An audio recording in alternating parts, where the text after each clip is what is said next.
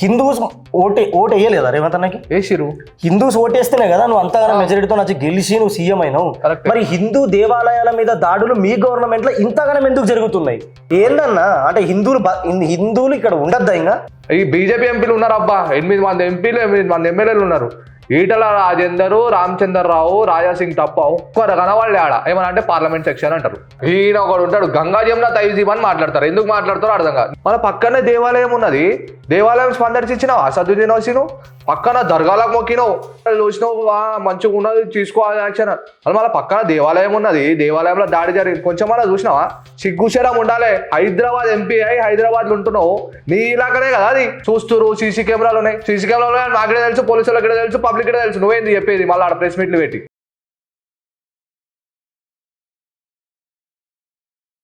నమస్తే, welcome to Chitragupt. This is Harish with జై వర్మ.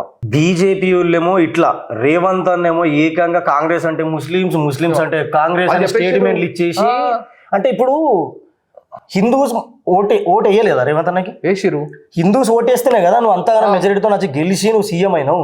మరి హిందూ దేవాలయాల మీద దాడులు మీ గవర్నమెంట్ లో ఇంతగానం ఎందుకు జరుగుతున్నాయి? ఇది క్వశ్చన్ చేస్తేనేమో అరెస్టులు, దీని గురించి మాట్లాడితేనేమో కేసులు, దీని గురించి మాట్లాడితే లాగుల తొండలేసి కొట్టుడు. ఏందన్నా అంటే హిందువులు ఇక్కడ ఉండద్దా? ఇంకా ఇలా మీద దాడులు అవుతున్నాయి అన్న ఒక్కడు మాట్లాడతలేవు. హోమ్ మినిస్టర్ హోదాలు ఉన్నావు నువ్వు, ఒక్క మాట మాట్లాడతలేవు. పాపం నేను అనిల్ కుమార్ యాదవ్ వచ్చే పురాణపుల్కి మా వాళ్ళు ఉన్నారయ్యా, బీజేపీ వాళ్ళు ఎందుకున్నారో అర్థం కాదు. ఆయన కండు వేసుకోకుండా ఆడికొచ్చి దేవుణ్ణి, ఆయన కాన్స్టిట్యూటీ కాదు, ఆయన ఇలాకా కాదు, ఆయన ఎంపీ కాదు, ఎమ్మెల్యే కాదు, ఆడ వచ్చి గుడికి దర్శనం అయింది, ఇంటి పక్కన ఉంటుందని వచ్చి చూసిపోతే ఆయన గాజులు ఇచ్చిరు. అసలు తెలివి ఉన్నదా కొంతమందికి? ఆయన మన గుడి కోసం వచ్చిండు, ఒక ఆయన హిందూ ఆయన వచ్చిండు, గాజులు ఇచ్చుడు ఏంది? నాకు నేను దీన్ని కండెమ్ చేస్తున్నా. అసలు ఆయన పరామర్శించడానికి వచ్చిండు, చూసిండు.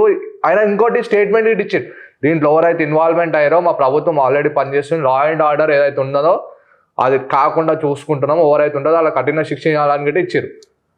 ఏదైతే వచ్చిరో వాళ్ళతో మాట్లాడి పనులు చేయించుకోవాలి, కానీ గాజులు ఇచ్చి ఇచ్చి అసలు ఏం నడుస్తుంది హైదరాబాద్ జాతరలు ఎందుకు చేస్తున్నావు? బీజేపీ వాళ్ళేమో అట్లా, బీఆర్ఎస్ చేసిన మంచి పనుల గురించి మాట్లాడితే లాగుల తొండలిడిచి కొడతా అంటారు ఈ గవర్నమెంట్. ఇట్లా ఇప్పుడు అన్నా నువ్వు మార్చుకొని ఈ 3 సంవత్సరాలు ఈ దేవాలయం మీద దాడులు ఏదైతే అవుతున్నాయో దాని మీద స్పందించి మీ మినిస్టర్లు ఎందుకున్నారబ్బా నాకు అర్థం కాదు. ఒక్కడన్నా వచ్చి చూసి నా దేవాలయం ఆ సఫీలు కూడా ఆ మూత్రం పోసిన ఒకటి రాలే. ఈ బీజేపీ ఎంపీలు ఉన్నారబ్బా, 8 మంది ఎంపీలు, 8 మంది ఎమ్మెల్యేలు ఉన్నారు. ఈటల రాజేందర్, రామచంద్రరావు, రాజాసింగ్ తప్ప ఒక్కరు కనవాళ్ళే ఆడ. ఏమన్నా అంటే పార్లమెంట్ సెక్షన్ అంటారు. ఏం చేస్తారబ్బా మీరు పార్లమెంట్ సెక్షన్లో కూర్చొని? ఒకరి గురించి మాట్లాడింది లేదు, ఏం చేసింది లేదు. నోరు తెరిస్తే ఒక 5 నిమిషాలు మాట్లాడతారు, మైక్ కట్టు కథం వాకౌట్, అంతే తప్ప ఇంకేం ఉండదా మీకు? అసలు మీకు ఓటేసి దేశం కోసం ధర్మం కోసం అని చెప్పి మళ్ళీ పార్టీ నెక్స్ట్ అన్నారు కదా, మళ్ళీ దేశం ధర్మం ఏడిపోయింది మీకు? మాట్లాడాలి కదా. ఇప్పుడు గుడిల మీద దాడినప్పుడు ఓన్లీ ముత్యాలమ్మ గుడిల మీదే మాట్లాడతారా మీరు? రసూల్పురాలో మళ్ళీ శంషాబాద్ నవగ్రహాలు కాలిపోయాయి, నిన్న సఫీల్ కూడా, నిన్న పురాణపుల్. ఏం చేస్తున్నావా మీరు కూర్చొని? నాకు అర్థం కాదు. ఈయన ఒకడు ఉంటాడు గంగా జమున తైజీబ్ అని మాట్లాడతారు. ఎందుకు మాట్లాడతారో అర్థం కాదు. నిన్న వచ్చిండయ్యా పురాణపుల్కి కారు వేసుకొని, రేంజ్ రోవర్లు వచ్చి పెద్ద షెర్వానీలు వేసుకొని వచ్చిండు. మన పక్కనే దేవాలయం ఉన్నది, దేవాలయం సందర్శించినావు, అసదుద్దీన్ వచ్చినావు, పక్కన దర్గాలకు మొక్కినావు, పోయినావు, చూసినావు మంచిగా ఉన్నది తీసుకోవాలి యాక్షన్. అది మళ్ళీ పక్కన దేవాలయం ఉన్నది, దేవాలయంలో దాడి జరిగింది. కొంచెం అలా చూసినావా? సిగ్గుశరం ఉండాలి. హైదరాబాద్ ఎంపీ అయి హైదరాబాద్లో ఉంటున్నావు, నీ ఇలాకనే కదా అది. వచ్చింది అయ్యా, మా దేవుళ్ళు కొలుస్తారు, కుల దేవతలాళ్ళు. అది దగ్గర 400-500 సంవత్సరాల గుడి అది. గుడిని చూసి ఇది చూసుకోవాలి, అది చేసుకోవాలని చెప్పి చూస్తురు. సీసీ కెమెరాలు ఉన్నాయి, సీసీ కెమెరాలు నాకే తెలుసు, పోలీసులకి తెలుసు, పబ్లిక్ తెలుసు. నువ్వేంది చెప్పేది మళ్ళీ ఆడ ప్రెస్ మీట్లు పెట్టి? కొంచెమైనా సిగ్గుశరం తెచ్చుకో. పోడేంద్రా అయ్యా, మళ్ళీ అదే రసూల్పురాలా హనుమాన్ దేవాలయం మీద దాడి అయినప్పుడు ఎందుకో రాలేవు? మళ్ళీ నువ్వు సికింద్రాబాద్లో అయినప్పుడు ఎందుకో రాలేవు? అంటే నీ మీద వల కొడితే మాత్రం వస్తావు, ఫాతియాలు చడాయించవు, చూస్తావు, పోతావా? మళ్ళీ ఇంకోటి పోలీస్ డిపార్ట్మెంట్కి దండాలు పెట్టాలి అయ్యా.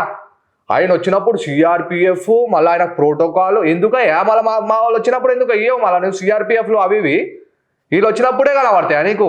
వేరే వాళ్ళకి కనబడాయా? సజ్జనార్ గారు, మీరు ఏదైతే దేవాలయం మీద దాడి జరుగుతున్నాయో, మా దేవీ దేవతల మీద ఎవరైతే అన్వేషణ ఒకడు ఉన్నాడు దరిద్రపోడు, ఆడైతే అయితే చేసిండో వాళ్ళ మీద యాక్షన్ ఉండదు ఎందుకో, మళ్ళీ జర్నలిస్టుల మీద యాక్షన్ తీసుకుంటారు. ఇమీడియట్ యాక్షన్ ఉంటే మళ్ళీ రాత్రి పోయిన పడతారు. మళ్ళీ దీని మీద ఎందుకు తీసుకుంటారు సజ్జనార్ గారు? ఇది మా రిక్వెస్ట్. ఏదైతే దేవాలయాల మీద దాడులు జరుగుతున్నాయో వాళ్ళ మీద కఠిన చర్యలు తీసుకోవాలి. మళ్ళీ నెక్స్ట్ టైం కాకుండా చూసుకోవాలి. శాంతి భద్రతలకి ఏవైతున్నాయో కమ్యూనల్ క్లాషెస్ రాకుండా చూసుకోవాలని చెప్పి ఇది మా ఒక విన్నప్తి చెప్తున్నాం ఇక్కడ నుంచి. ఇప్పుడు మీకు ఇంకా ఏదైనా టాపిక్స్ పైన మేము డిబేట్ చేయాలా లేదా డిస్కషన్ చేయాలని అనుకుంటే మీరు కింద కామెంట్లో చెప్పండి. మీరు ఏమైనా టాపిక్స్ మేము మాట్లాడాలనుకుంటే అట్లనే మన ఛానల్ని లైక్, షేర్, సబ్స్క్రైబ్ చేయండి. మీరు ఎంత కామెంట్స్, ఎంత లైక్స్ అయితే చేసి, ఎన్ని షేర్స్ అయితే చేస్తారో మన ఛానల్ అంతా బూస్ట్ అవుతుంది. ఆ వ్యూవర్షిప్ చూసిన తర్వాత మాకు కూడా ఇంకా కొత్త కంటెంట్ ఇవ్వాలా, దేని గురించి అలా ఖండించాలా, ఖచ్చితంగా గవర్నమెంట్ నుంచి వెళ్ళి పబ్లిక్ ఏదైతే రావాలనో దాని మీద మేము మాట్లాడతాం. మేము మాట్లాడాలంటే మీరు కనీసం అట్లీస్ట్ మాకు షేర్, లైక్, సబ్స్క్రైబ్ చేయండి. చేస్తారని అనుకుంటున్నాం. ఉంటాం మళ్ళా. జై హింద్, జై భారత్. Thank you. దయచేసి ఈ వీడియోని హైప్ చేయాలని కోరుకుంటున్నాం. జై హింద్, జై భారత్.